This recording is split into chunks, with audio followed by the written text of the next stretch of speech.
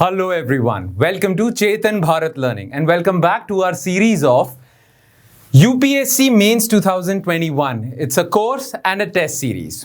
Now in the previous lecture we discussed certain things. We discussed how we shall proceed with this course, how we will discuss mains answer writing practice, and how I shall explain to you that how you should approach various questions and answers.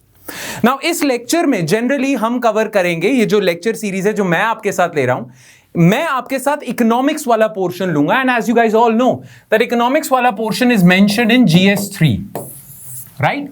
And in the previous lecture, if you have not watched the previous lecture, then I would advise you all to watch that previous lecture, because in that I have addressed that how many lectures we shall take for covering economics and how we have divided certain topics. We have divided the topics according to the syllabus as mentioned in your General Studies paper 3. All right. So as per our timetable, and you have been given this timetable if you have enrolled in our course. As per our timetable, yesterday was 25th of October and we covered Economy Class 1. Today is 26th of October and we are going to cover Economy Class 2. Now, in this Class 2, we'll be covering the same topic, but through different set of 5 questions. Now, in yesterday's class, we covered this part of your syllabus in GS3. We'll be covering this part only, but with another set of 5 questions. Okay? So what are those 5 questions? Let's take a look at them one by one. एक एक करके देखते हैं वो 5 questions कौन से होंगे जिनके थ्रू हम बहुत सारे issues cover करेंगे with respect to this. Now, those questions are selected carefully. हमने कुछ questions जो हम आपको तैयारी करवा रहे हैं वो questions हमने carefully select किए हैं because we feel that those questions can come in your this year's mains examination. All right? Make sense? चलो फिर. Let's begin with question number 1. What's question number 1? What are NBFCs? How are they different from banks? Discuss their financial activities and the issues being currently faced by them. Now, it's a fairly direct question.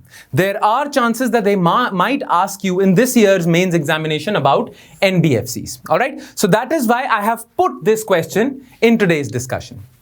जो लोग आज पहली बारी देख रहे हैं मैं दोबारा उनके लिए बता दूं कि हम 5 क्वेश्चंस के थ्रू 5 क्वेश्चंस के थ्रू ऑलमोस्ट सारे इकोनॉमी रिलेटेड इश्यूज कवर करेंगे जिनसे सवाल आ सकते हैं आपके मेंस एग्जामिनेशन में. ऑलराइट, तो आज के 5 क्वेश्चंस में से पहला question is what are NBFCs, how are they different from banks, discuss their financial activities and issues being currently faced by them. Now, why did I say that this is a fairly direct question? Because they have asked you directly. There is no reason for wondering क्या introduction होनी चाहिए, क्या conclusion होनी चाहिए. बहुत ही direct question पूछा है और यूपीएससी कई बारी डायरेक्ट क्वेश्चन पूछ लेता है. Now in this question they have asked you NBFCs क्या होते हैं and how are they different from banks.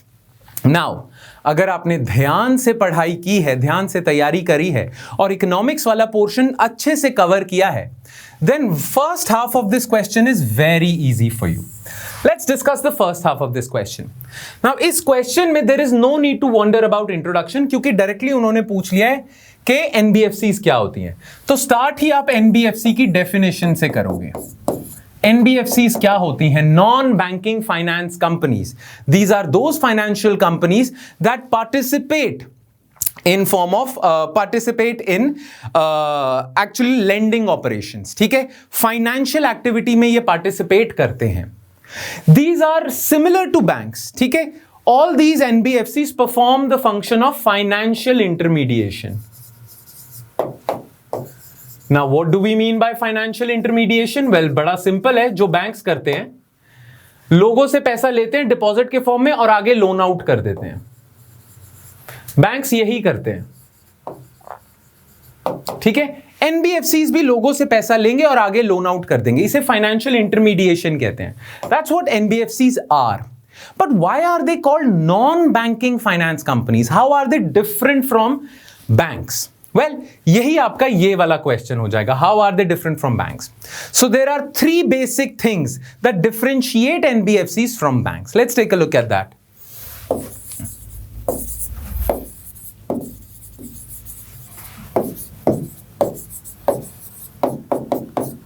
क्या फर्क है बैंक्स और एनबीएफसीज में? फर्क number 1, NBFCs do not accept demand deposits.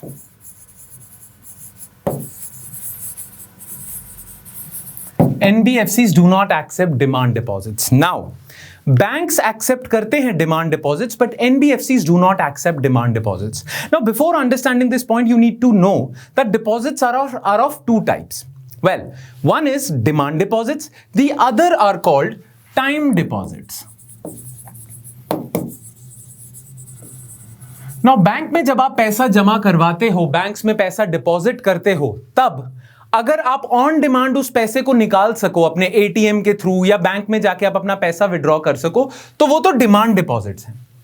पर कुछ ऐसे भी डिपॉजिट्स होते हैं बैंक्स में जो आप एट विल विड्रॉ नहीं कर सकते, जैसे एफडी होती है, fix deposit.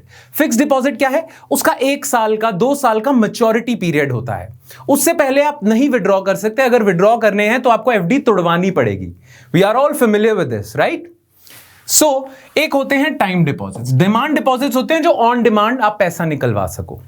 Now banks do accept demand deposits, but NBFCs do not accept demand deposits. आपको पता है एनबीएफसीज भी 2 तरीके की होती हैं। एक एनबीएफसीज होती हैं जो लोगों से पैसा लेती हैं डिपॉजिट के फॉर्म में नहीं, उनसे बस बोरो कर लेती हैं। These are called non deposit taking NBFCs. And there are certain NBFCs जो डिपॉजिट एक्सेप्ट करती हैं, पर वो टाइम डिपॉजिट एक्सेप्ट करती हैं। डिमांड डिपॉजिट तो कोई भी एनबीएफसी एक्सेप्ट नहीं करेगी। Make sense? तो एक फर्क तो ये हो गया। दूसरा फर्क क्या है? They are not a part of payment and settlement system. India का जो पेमेंट एंड सेटलमेंट सिस्टम है उसका पार्ट नहीं होती एनबीएफसीज, बैंक्स होते हैं। Banks payment and settlement system का पार्ट है। आपको पता है आपके कंट्री में जो पूरा पेमेंट सिस्टम है, बैंक्स उसका क्रूशियल पार्ट फॉर्म करते हैं। कैसे? आप बहुत सारी पेमेंट्स करते हो, उसमें बैंक्स का रोल होता है। आप डेबिट कार्ड यूज करते हो, क्रेडिट कार्ड यूज करते हो, आप एनईएफटी करते हो, आप आरटीजीएस करते हो, आप चेक इश्यू करते हो, आप डिमांड ड्राफ्ट इश्यू करते हो। कितने सारे एवेन्यूज हैं जिनके थ्रू आप पेमेंट करते हो, और उन पेमेंट में सबसे बड़े इंटरमीडियरी कौन होते हैं? Banks, right? So banks in a way facilitate payment systems, right? And that's why they are part of payment and settlement system. Whereas NBFCs में ऐसा नहीं होता। NBFCs में अगर आपने पैसा डाला हुआ है तो उस पर आप चेक इश्यू नहीं कर सकते, उस पर डिमांड ड्राफ्ट इश्यू नहीं कर सकते। NBFC में आपके पैसे पे आपको कोई डेबिट कार्ड नहीं मिलेगा, क्रेडिट कार्ड नहीं मिलेगा, NEFT नहीं है, RTGS नहीं है। ये NBFCs पेमेंट्स नहीं फैसिलिटेट करते, ठीक है? And the third difference is deposits in NBFCs are not insured. आपने सुना होगा बैंक्स में जो भी आपके डिपॉजिट्स होते हैं ना, they are insured till 5 lakhs. 5 lakh तक के आपके deposits are insured in banks and they are insured by this organization, DICGC, Deposit Insurance and Credit Guarantee Corporation. Now DICGC gives this facility to banks only. पर अगर आपने NBFC को पैसा दिया हुआ है तो वो पैसा इंश्योर्ड नहीं है, यानी कि कल को बैंक फेल हो जाता है तो आपके 5 लाख रुपए तो बच जाएंगे, पर अगर आपने यही 5 लाख NBFCs को दिए हुए हैं तो पैसा डूब गया, बिकॉज योर डिपॉजिट्स और your money is not insured. So these are the 3 major differences that differentiate banks from NBFCs. Alright? तो first part हमारा question का बहुत easy था. It was very simple. What are NBFCs? You just have to give a basic definition. Then, how are they different from banks? Well, you have to cite these 3 differences. That's it. Now, the next part of your question, and which is actually the more challenging one, is discuss their financial activities and the issues being currently faced by them. Now, issue क्या face कर रहे हैं NBFCs, वो मैं आपको समझा देता हूं. वैसे तो आपको पता होना चाहिए NBFCs करते क्या है. अगेन, बैंक्स की तरह ही ये भी पैसा कहीं से लेते हैं और आगे लोन आउट कर देते हैं. ठीक है, जो बीच का डिफरेंस होता है उससे ये पैसा कमाते हैं. नाउ, NBFC के जो बेसिक फंक्शन है उन्हें एक्सप्लेन करते करते ही मैं आपको ना सिस्टम समझा दूंगा कि क्या क्राइसिस आया था. ठीक है, नाउ NBFCs ना बहुत पैसा कहीं कहीं से पैसा लेते हैं. ठीक है, लोगों से, पीपल। फिर कुछ म्यूचुअल फंड्स होते हैं, उनसे पैसा ले लिया। कुछ फाइनेंशियल और कंपनीज होती हैं जो एनबीएफसीज में इन्वेस्ट करती हैं, उनसे पैसा ले लिया, राइट? तो जो आपके एनबीएफसीज होती हैं यहां से पैसा लेती हैं और एक पर्टिकुलर इंटरेस्ट रेट पे ले लेती हैं और इस पैसे को लेंड कर देती हैं डिफरेंट एरियाज में, जैसे इंफ्रास्ट्रक्चर कंपनीज हो गई, कोई पोर्ट डेवलपमेंट अथॉरिटी हो गई, कोई हाईवे बनाने वाली अथॉरिटी हो गई, कोई हाउसिंग फाइनेंस कंपनी हो गई। बहुत सारे लोगों को रेंट कर देते हैं और हायर इंटरेस्ट रेट पे करते हैं, इससे ये पैसा कमा लेते हैं, राइट? ना ये तो सिस्टम है एनबीएफसी। इस सिस्टम को हम कहते हैं फाइनेंशियल इंटरमीडिएशन, जो एनबीएफसीज करती हैं। पर आपको पता भी रिसेंटली क्राइसिस क्या हुआ था, और वो बहुत बड़ा क्राइसिस था। सबसे बड़ा क्राइसिस ये था कि एनबीएफसी जिन लोगों से पैसा लेती है ना, वो बहुत थोड़े टाइम के लिए लेती हैं, ठीक है? इन लोगों ने जो पैसा एनबीएफसी को दिया हुआ है ना, ये एनबीएफसीज की लायबिलिटी है, क्योंकि ये लोग जो एनबीएफसी को पैसा देंगे, एनबीएफसी को इसे वापस करना तो पड़ेगा। हेंस यहां से जो पैसा आ रहा है वो एनबीएफसी की लायबिलिटी है। पर एनबीएफसीज के पास जो लायबिलिटी है ना, वो शॉर्ट टर्म की है। शॉर्ट टर्म का मतलब 2 महीने के लिए पैसा लिया, 3 महीने के लिए पैसा लिया। वेराज इन प्रोजेक्ट्स में जिनमें एनबीएफसीज ने पैसा डाला है, ये प्रोजेक्ट्स होते हैं एनबीएफसी के एसेट्स, और ये एसेट्स जनरली होते हैं लॉन्ग टर्म। अगर आपने हाईवे बनाने के लिए पैसा दिया है तो हाईवे कंप्लीट होने में तो टाइम लगेगा, पोर्ट बनने में तो टाइम लगेगा, राइट? तो एनबीएफसीज की प्रॉब्लम क्या है? लायबिलिटी उसकी शॉर्ट टर्म है, यानी कि जिन लोगों से इसने पैसा लिया है उन्हें तो जल्दी चुकाना है, पर जिन लोगों को इसने आगे पैसा दिया है ना, वहां से पैसा बहुत लेट आएगा। इसे हम कहते हैं asset liability mismatch. Asset liability mismatch मतलब एसेट लॉन्ग टर्म का है, लायबिलिटी शॉर्ट टर्म की है ना। क्या है, अगर नॉर्मल सर्कमस्टांसेस चलते रहे ना, तो एनबीएफसी ये मिसमैच मैनेज करती रहती है। अगर यहां से कॉन्स्टेंटली पैसा आता जा रहा है तो एनबीएफसी ये मैनेज कर लेगी। प्रॉब्लम पता कब आती है? जब इनमें से 2 प्रोजेक्ट्स फेल हो जाएं, यहां से पैसा ना आए। यहां से पैसा ना आए तो एनबीएफसी पे हो जाएगा लिक्विडिटी क्रंच, पैसा ही नहीं है। और लिक्विडिटी क्रंच अगर एनबीएफसी में हो गया तो इनका पैसा कहां से लौट आएगी? एनबीएफसी। और अगर इनका पैसा नहीं लौट आएगी तो ये म्यूचुअल फंड ने भी बहुत सारे लोगों से पैसा लिया हुआ है, ये म्यूचुअल फंड इनका पैसा नहीं लौटा पाएगा, तो ये फेल हुए और फेलियर नुकसान इन्हें भुगतना पड़ा। पूरा फाइनेंशियल सिस्टम तबाह हो जाता है। जितना बड़ा एनबीएफसी उतना ज्यादा उसका रिस्क है, क्योंकि अगर ये एनबीएफसी बहुत ज्यादा बड़ा है तो इस पे बहुत सारे लोग डिपेंडेंट हैं, और अगर ये फेल हो गया तो ये सारे फेल हो जाएंगे। सो ये कुछ सिस्टेमिक क्राइसिस चल रहे हैं। बाकी जब आपको मॉडल आंसर मिलेंगे तो और भी पॉइंट्स लिखे होंगे, पर मेजर प्रॉब्लम पता है क्या issue? Asset liability mismatch. Alright, ठीक है, मेक सेंस? चलो, यही हमने ब्रीफ में डिस्कस करना था और इसे ही आपने आंसर कर देना है।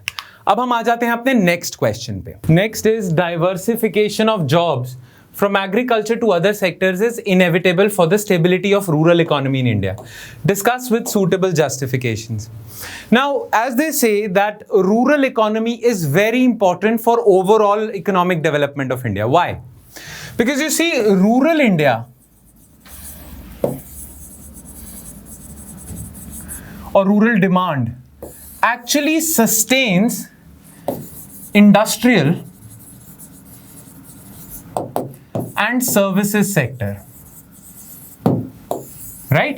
So rural India or rural demand actually sustain industrial and services sector. For example, if rural demand is going to grow, if rural India has more incomes, their demand for industrial products, for example, farmers also require TVs, fridge, motorcycles, right? So there is demand for these industrial products from rural India also, right? अगर rural demand नहीं बढ़ेगी तो industrial और services sector की भी demand गिर जाएगी, क्योंकि मेजॉरिटी इंडिया आज भी रूरल एरियाज में रिजाइड करता है। So it is very important for rural incomes to rise, right?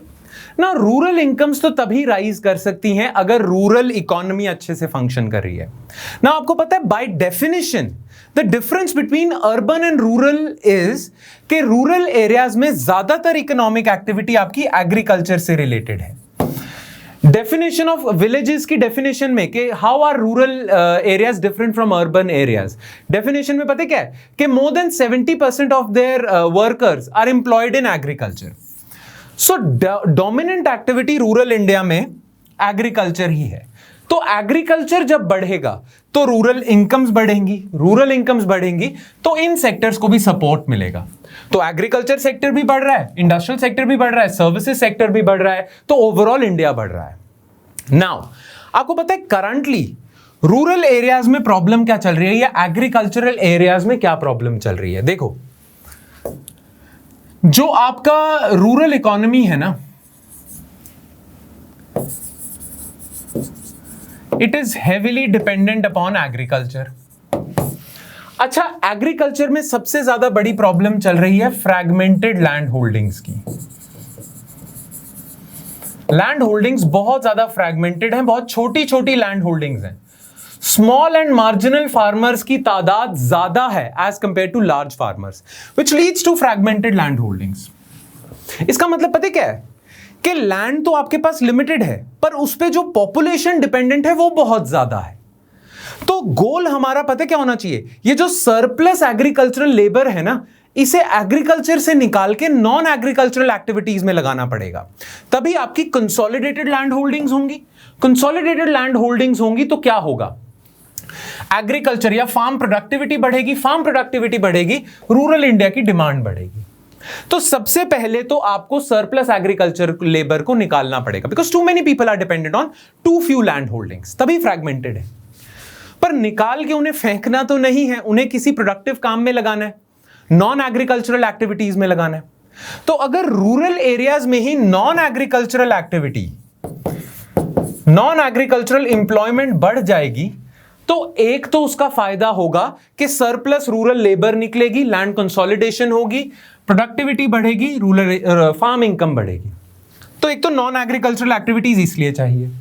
Non agricultural activities से मेरा मतलब यह भी है कि जैसे फूड प्रोसेसिंग इंडस्ट्रीज होगी, small small food processing units हैं, कुछ छोटी छोटी और एमएसएमई माइक्रो एंटरप्राइजेज हैं, वहां रूरल इंडिया में भी होती है माइक्रो एंटरप्राइजेस।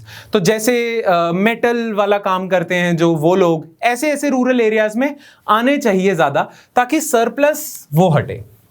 अच्छा, एक और चीज है, अगर नॉन एग्रीकल्चरल एक्टिविटीज बढ़ेंगी तो जरूरी थोड़ी है कि सिर्फ फार्म इनकम से ही रूरल इनकम बढ़ेंगी।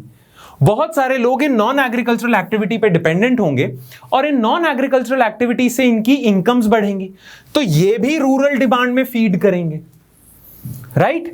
तो एक तो फायदा है सरप्लस रूरल लेबर को निकालना, दूसरा फायदा क्या है कि ये नॉन एग्रीकल्चरल एक्टिविटीज भी रूरल इकोनॉमी को पुश देंगी। क्वेश्चन में आपसे क्या पूछा हुआ था कि diversification of jobs from agriculture to other sectors is inevitable for the stability of rural economy. बिना इसके रूरल इकोनॉमी तहस नहस हो जाएगी, because too many people would be dependent on too few land, और फार्म इनकम्स भी गिरेंगी और कोई एक्टिविटीज तो है नहीं जो इन फार्म इनकम्स को बफर कर सके, राइट? सो ये जरूरी है। नाउ विद सूटेबल जस्टिफिकेशन ये हमने डिस्कस कर लिए। बाकी इस आंसर को स्ट्रक्चर कैसे देना है ये आपको मॉडल आंसर में मिल जाएगा। हाँ, बाय द वे बहुत सारे स्टूडेंट्स बोल रहे हैं कि इसकी पीडीएफ कहां से मिलेगी। कुछ नहीं करना है, आपको हमारी वेबसाइट या ऐप पे जाना है, वहां पे इस लेक्चर के साथ आपको पीडीएफ भी मिल जाएगी। ऑलराइट, चलो let's move on to third question. Highlighting the uniqueness of the challenge faced by India at the onset of COVID-19 pandemic, assess the efficacy of response of the government in containing the COVID-19 pandemic.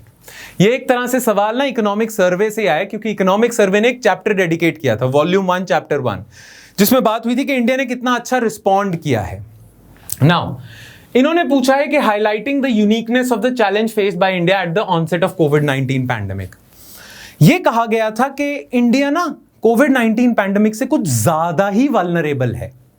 अब India बहुत ज्यादा vulnerable क्यों था? बहुत सारी countries vulnerable थी, पर India तो कुछ ज्यादा ही वल्नरेबल था, क्योंकि आप जानते हो कि कोविड-19 पैंडेमिक जो था वो पॉपुलेशन में फैलता है। ठीक है, टच करने से फैल जाता है, कोई आपके सामने छींक वगैरह दे तभी मास्क वगैरह कहते हैं। नाउ इंडिया ज्यादा वल्नरेबल क्यों था? नंबर वन रीजन वाज, आपने पहले हाईलाइट करना क्या है वल्नरेबिलिटी। इंडिया की पॉपुलेशन ज्यादा है तो ज्यादा केस आएंगे, ज्यादा केस आएंगे तो क्या होगा? ज्यादा अगर केस आएंगे तो इंडिया के हॉस्पिटल्स भर जाएंगे, और जो सेकेंड वेव में हमने देखा कि हॉस्पिटल के लिए बेड ही नहीं मिल रहा है ट्रीट करने के लिए। तो एक तो पॉपुलेशन ज्यादा है, दूसरा पॉपुलेशन डेंसिटी ज्यादा है, जहां वायरस सुपर स्प्रेड होता है कि इतनी छोटी जगह में इतने सारे लोग भरे हुए हैं, एकदम से सब में फैलेगा। तो एक तो पॉपुलेशन ज्यादा थी, पॉपुलेशन डेंसिटी ज्यादा थी, ये प्रॉब्लम थी आपकी। इंडिया कुछ ज्यादा ही वल्नरेबल था। नाउ इंडिया ने क्या करा है, ये तो आप हाईलाइट कर दोगे, इनको एक्सप्लेन करोगे, ठीक है। अब इंडिया ने क्या करा, इंडिया ने कैसे इस पे रिस्पॉन्ड करा? देखो, इंडिया जानता था कि इंडिया में ना बहुत ज्यादा केसेस फैल सकते हैं, ब्लास्ट हो सकता है कोविड-19 का। तो इंडिया ने ना, आपने लिखना है ये कि India, the policy response from the government was two fold, ठीक है। दो तरह की इंटरवेंशन करी है, टू फोल्ड इंटरवेंशन।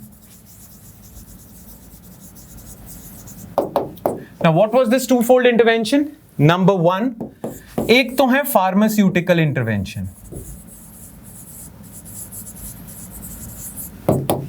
शुरुआत में आपको याद है हाइड्रोक्सी क्लोरोक्वीन की बात कर रहे थे, फिर गवर्नमेंट वैक्सीन डेवलपमेंट पे बहुत ज्यादा काम कर रही थी शुरुआत में ही कि डेवलप हो जाए, डेवलप बाद में हुई है, पर गवर्नमेंट फार्मास्यूटिकल एरियाज में बहुत ज्यादा काम कर रही थी कि मेडिसिन मिल जाए, पैरासिटामोल की कमी ना हो क्योंकि बुखार होता है इसमें, राइट, ऑक्सीजन के वेंटिलेटर्स मिल जाएं, ड्रग्स मिल जाएं, हाइड्रोक्सी क्लोरोक्वीन जो उस समय लग रहा था कि काम कर जाएगी, फिर आइवरमेक्टिन का लगा कि ये काम कर जाएगी, ये सारी चीजें थी।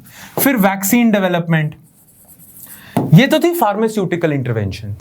पर उस समय कोई इलाज दिख नहीं रहा था, और इंडिया बहुत यूनिक पड़ाव पे था। इंडिया यूनिक क्यों था? क्योंकि पॉपुलेशन ज्यादा है, पॉपुलेशन डेंसिटी ज्यादा है। तो दूसरा सबसे इंपॉर्टेंट पॉलिसी रिस्पॉन्स इंडिया का क्या था, जिसे हम कैटेगराइज करेंगे non pharmaceutical intervention. Now what are non pharmaceutical interventions?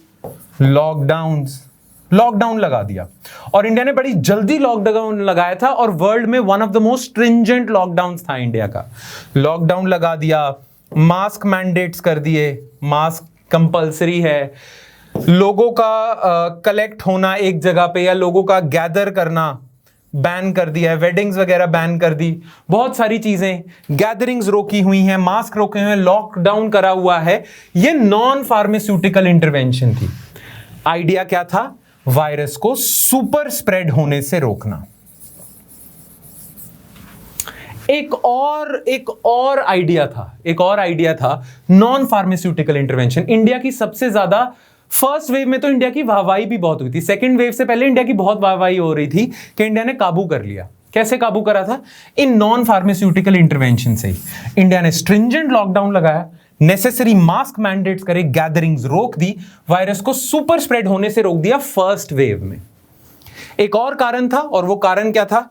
India wanted to flatten the curve.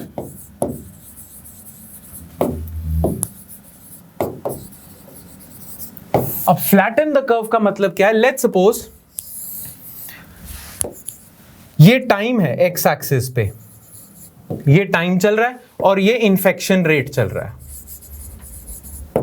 अगर इंडिया लॉकडाउन ना लगाता तो शुरुआत में ही इंडिया में बहुत सारे इन्फेक्शंस हो जाते, फिर वो कभी ना कभी तो कम होने थे और ऐसे चलता, ठीक है। ये शुरुआत में ही हो जाता, शुरुआत में ही इतना ज्यादा केस लोड होता। पर आपने देखा, आपको पता है कि हमारे कंट्री में हॉस्पिटल की कैपेसिटी इतनी है, इतने इन्फेक्शंस हम एट अ टाइम हैंडल कर सकते हैं। ये जो डैश वाली लाइन है, इतने केसेस हम एट अ टाइम हैंडल कर सकते थे, ये हमारी हॉस्पिटल की कैपेसिटी थी। नाउ इंडिया अगर नॉन फार्मास्यूटिकल इंटरवेंशन ना करता तो बहुत जल्दी इतने सारे केसेस आ जाते, फर्स्ट वेव में ही हमारे हॉस्पिटल्स पे लोड होता, लोग ट्रीट ना होते। इंडिया ने क्या सोचा? इंडिया ने सोचा कि अगर हम इंफेक्शन स्प्रेड होने से रोक दें, लॉकडाउन लगा दें, गैदरिंग्स रोक दें, तो ये जो कर्व है ना, ये फ्लैट हो जाएगा। यानी कि इंफेक्शंस तो बढ़ेंगे पर धीरे धीरे बढ़ेंगे, और ऐसे ये कर्व होगा हमारा। कर्व फ्लैट हो गया, कि पीक आएगी पर बाद में आएगी। इस अगर इंडिया ये ना करता लॉकडाउन तो पीक जल्दी आ जाती और आपके एक्चुअल जो हॉस्पिटल की कैपेसिटी है उससे ज्यादा आती, पर इंडिया ने लॉकडाउन लगा दिया, इससे पीक आपकी आई सितंबर में जाके, वरना जून में आ जाती, मई में आ जाती। अब सितंबर तक आपने जब पीक पुश कर दी, इस टाइम तक आपने एक तो कर्व फ्लैटन कर दिया, हॉस्पिटल पे बर्डन कम रहा और स्प्रेड आउट बर्डन रहा। एक बारी में इतना बर्डन होने के बजाय स्प्रेड हो गया बर्डन। दूसरा, आपको टाइम मिल गया, प्रेशियस टाइम। इस टाइम तक आप अपनी हॉस्पिटल की कैपेसिटी बढ़ा दो, और ये इंडिया ने करा। इंडिया ने हॉस्पिटल की कैपेसिटी बढ़ा दी, जिससे अगर पीक यहां भी आ जाती तो भी इंडिया हैंडल कर लेता। टाइम मिल गया, फ्लैट हो गया कर्व, केसेस टाइम बाद आ रहे थे, नंबर ऑफ केसेस तो शायद सेम होंगे, पर एक बारी में इतना केस लोड नहीं आया। इंडिया को टाइम मिल गया, हॉस्पिटल को कैपेसिटी बढ़ाने को मिल गया, प्लस इंडिया को यह भी टाइम मिल गया कि वैक्सीन या दवाइयां जल्दी आ जाएं, तो इंडिया ने डेडलाइन या पीक पुश कर दिया आगे, फ्लैटनिंग द कर्व। और ये फ्लैटनिंग द कर्व कहां से हुआ? नॉन फार्मास्यूटिकल इंटरवेंशन से, लॉकडाउन वगैरह से। इसकी वजह से इंडिया को बहुत फायदा हुआ और फर्स्ट वेव में इंडिया का जो स्टोरी थी वो एक सक्सेस स्टोरी गिनी जा रही थी। It's all because of this. ठीक है, मेक सेंस? क्लियर? चलो, तो ये मोटे मोटे तौर पे, बाकी actual points again model answer पे आपको मिल जाएंगे। Question number 4, bring out the relation between interest rate growth differential and debt sustainability. Discuss how growth leads to debt sustainability in India and vice versa. ये भी question economic survey से है।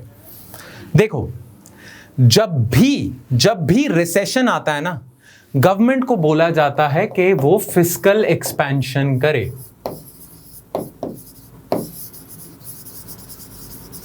जब भी रिसेशन आएगा गवर्नमेंट को बोला जाएगा फिस्कल एक्सपेंशन करे। फिस्कल एक्सपेंशन का मतलब है कि फिस्कल डेफिसिट बढ़ाए। नाउ फिस्कल डेफिसिट बढ़ाने का मतलब क्या होता है कि गवर्नमेंट के खर्चे ज्यादा हों और उसका रेवेन्यू कम हो। रिसेशन के टाइम पे गवर्नमेंट अगर खर्चा नहीं करेगी तो इकोनॉमी को सपोर्ट कौन करेगा? तो जनरली बोला जाता है कि रिसेशन के टाइम पे गवर्नमेंट को बहुत ज्यादा खर्चा कर देना चाहिए और अपने रेवेन्यू कम कर देने चाहिए। ये जो एक्स्ट्रा, ये जो गवर्नमेंट का खर्चा है, ये गवर्नमेंट कहां से लाएगी? बोरो करके। गवर्नमेंट को अपनी बोरोइंग्स बढ़ानी पड़ेंगी। पर अगर गवर्नमेंट जरूरत से ज्यादा बोरोइंग्स बढ़ा दे तो गवर्नमेंट पे डेट बढ़ जाएगा, और अगर बहुत ही ज्यादा फिस्कल एक्सपेंशन कर दी तो क्या पता ये डेट अनसस्टेनेबल हो जाए।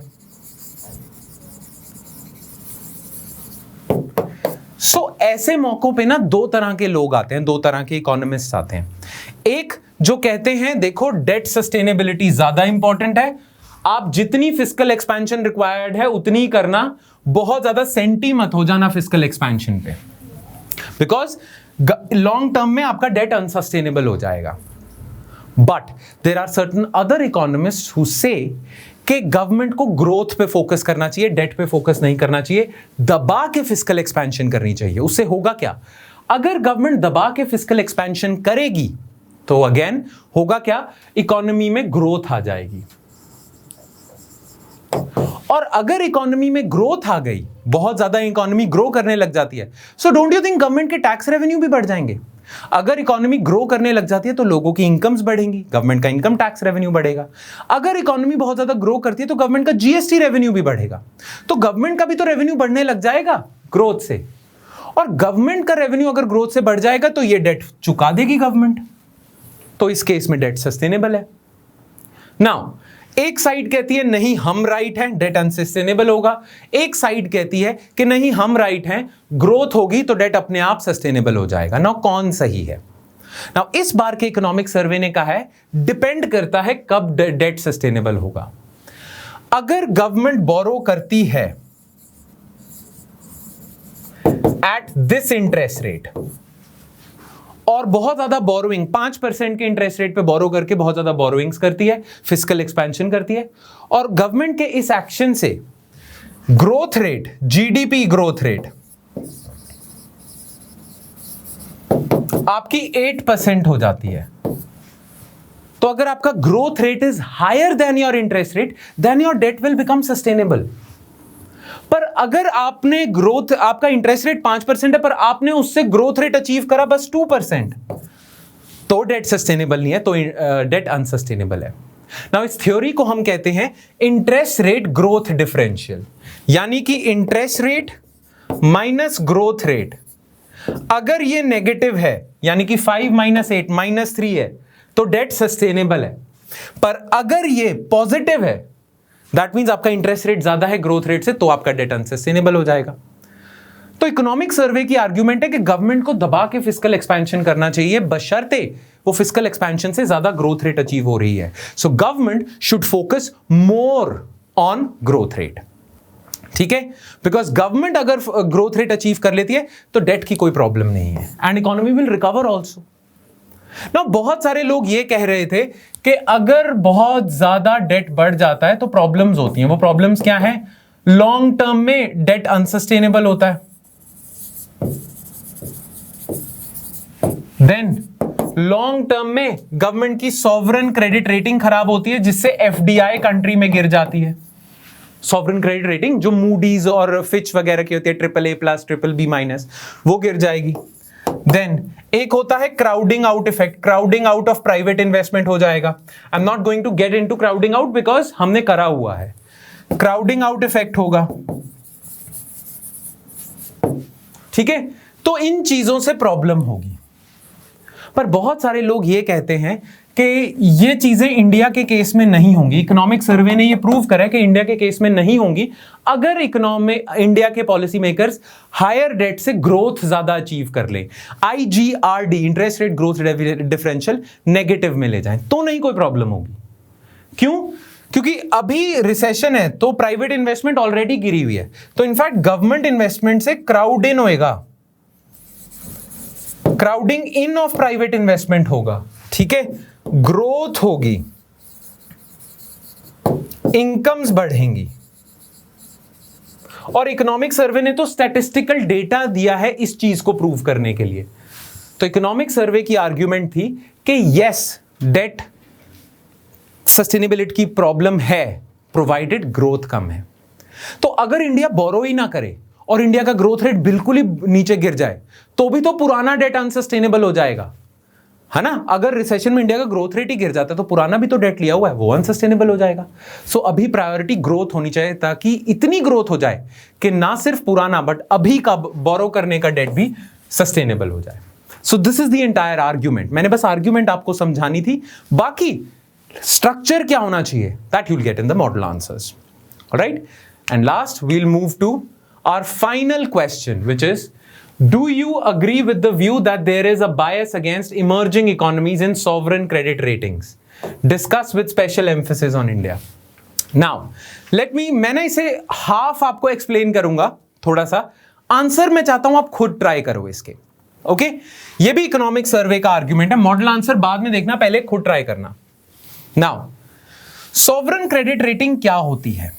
Very simple, sovereign credit rating होती है जो कंट्रीज को, ये मूडीज, फिच, ये स्टैंडर्ड एंड पुअर, ये लोग देते हैं ना कंट्रीज को रेटिंग कि कोई कंट्री है BBB-, जैसे इंडिया BBB+ हो गया था, फिर होता है A+, फिर AA, फिर AAA+, ये हाईएस्ट टाइप की रेटिंग है। ये हाईएस्ट टाइप की रेटिंग का मतलब होता है कि ये कंट्री में अगर आप इन्वेस्टमेंट करते हो तो आपको अच्छी रिटर्न्स आती हैं, सेफ है आपकी इन्वेस्टमेंट, ये मतलब होता है हाई रेटिंग का। लो रेटिंग, इससे भी नीचे जाते जाओगे ना तो इसका मतलब है इस कंट्री में ध्यान से इन्वेस्ट करना, ध्यान से इस कंट्री में पैसा डालना, क्योंकि पैसा वापस नहीं आ सकता। ये एक्चुअली आपको बताती हैं स्टेबिलिटी के बारे में किसी कंट्री के। नाउ इंडिया को ना यहीं रखते हैं, despite the fact that India ने कई बार बहुत अच्छा परफॉर्म करा हुआ है और उसके एविडेंस इकोनॉमिक सर्वे में दिए, आपको मॉडल आंसर में भी मिल जाएंगे। इंडिया ने पास्ट में बहुत अच्छा परफॉर्म करा है, फिर भी इंडिया की रेटिंग इंप्रूव नहीं करते। इससे क्या होता है, जितने भी फॉरेन डायरेक्ट इन्वेस्टमेंट वाले हैं ना, एफडीआई करने वाले बड़े बड़े इन्वेस्टर्स, वो इन रेटिंग्स को ध्यान में रख के इन्वेस्टमेंट करते हैं। अब इंडिया की रेटिंग बढ़ नहीं रही, इसलिए इंडिया में एफडीआई इतना नहीं आता और इंडिया पे फॉरएवर एक तलवार लटकती रहती है कि यार कहीं BBB से BBB- ना हो जाए ना। इकोनॉमिक सर्वे ने आर्ग्यूमेंट करा है कि ये जितनी भी कंपनीज है ना, इनका बायस है इंडिया के खिलाफ, क्योंकि बहुत सारी ऐसी कंट्रीज हैं, यूरोपियन कंट्रीज, वेस्टर्न कंट्रीज, जिनकी हालत इंडिया से भी बुरी है, फिर भी उनकी रेटिंग इंडिया से ज्यादा है। तो ये क्लियरली बताता है कि these companies have a bias against India.